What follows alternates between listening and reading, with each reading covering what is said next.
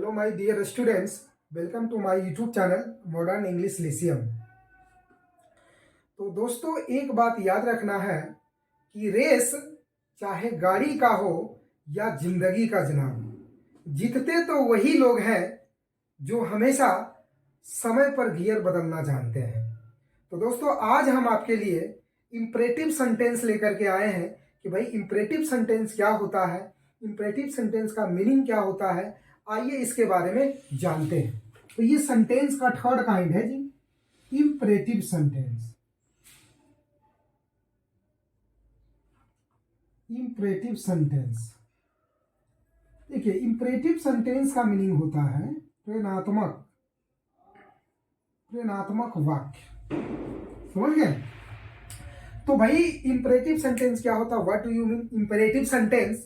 तो when we need to express some command, order, advice, request and prohibition we use an imperative sentence. यानी कि जब हमें किसी से order, advice, request and prohibition का सेंस एक्सप्रेस करने की आवश्यकता होती है तो हम इंपरेटिव सेंटेंस का प्रयोग करते हैं जी। देखिए यहां पे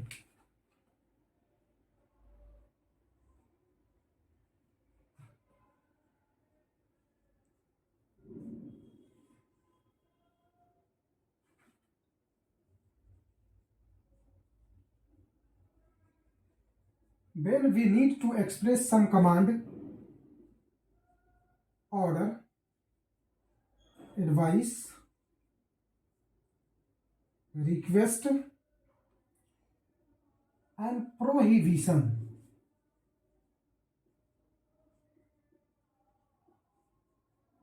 we use an imperative sentence।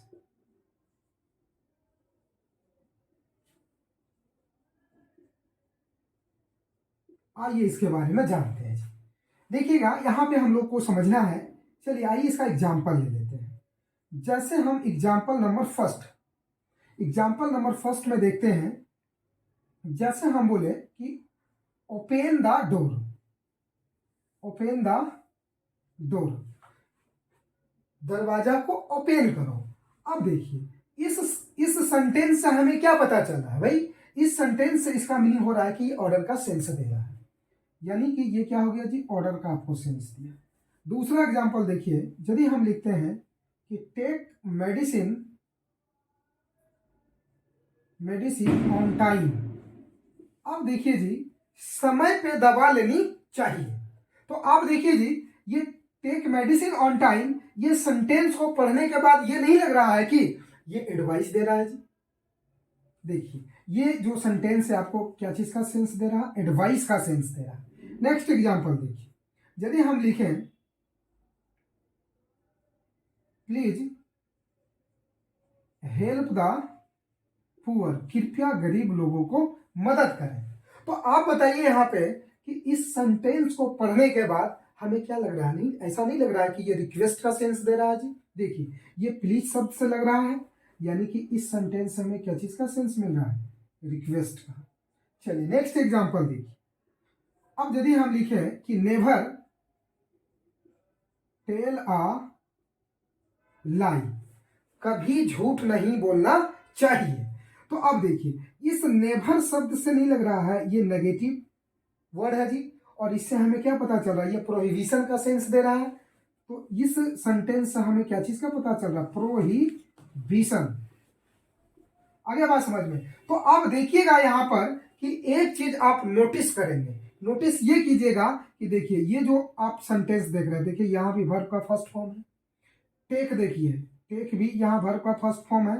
यहाँ देखिएगा हेल्प, यहाँ भी वर्ब का ये फर्स्ट फॉर्म है। और यहाँ देखिए टेल, ये भी वर्ब का क्या है जी? फर्स्ट फॉर्म है। तो फाइनली आपको क्या समझ में आया कि इंपरेटिव सेंटेंस जो है हमेशा मेन वर्ब के फर्स्ट फॉर्म से स्टार्ट होता है। भाई देखिए इसका जो है एक नोट में मैं लिख देता हूं कि इंपरेटिव सेंटेंस जो है, यानी कि बोल सकते हैं इट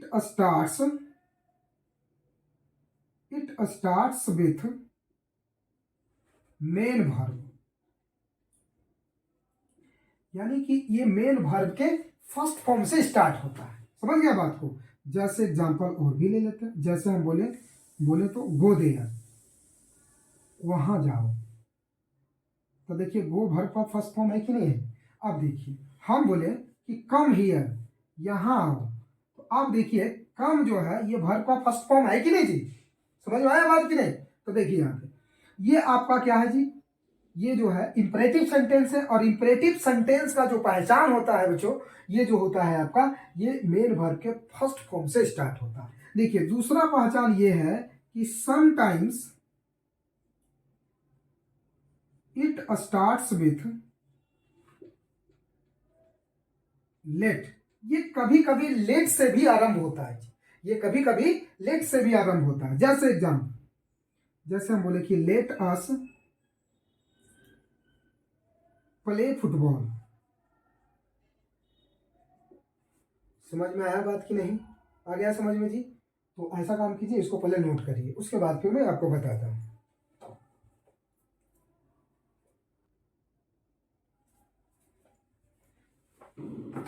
चलिए क्या नोट हो गया है, चलिए इसको मिटा देते हैं। अब आइए देखते हैं।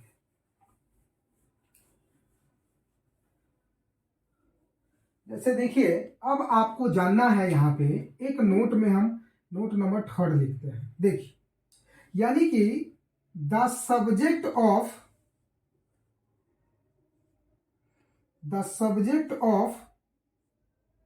इंपेरेटिव सेंटेंस, द सब्जेक्ट, ऐसे लिखिए यहाँ पे, द सब्जेक्ट यानी कि यू ऑफ इंपेरेटिव सेंटेंस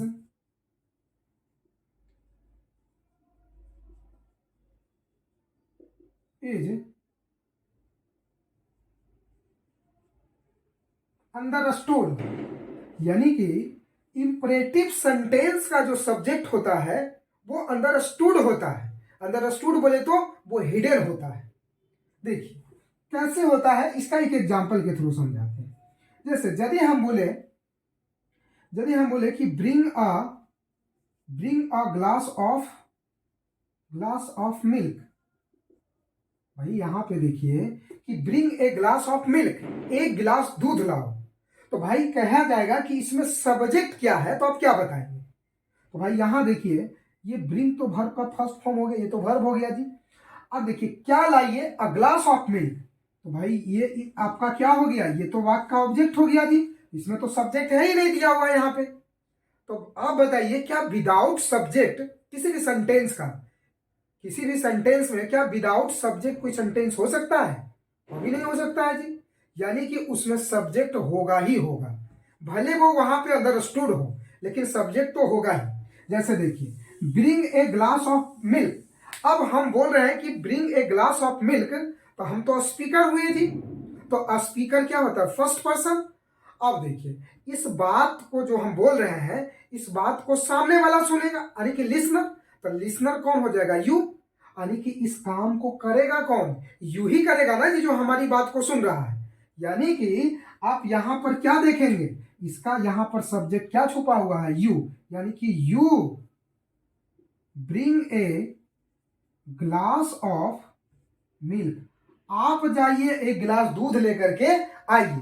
जैसे दूसरा एग्जांपल और भी समझ लीजिए, जैसे देखिए हम बोले काइंडली हेल्प मी, कहता है बाबू यहां पे देखिए कि काइंडली हेल्प मी।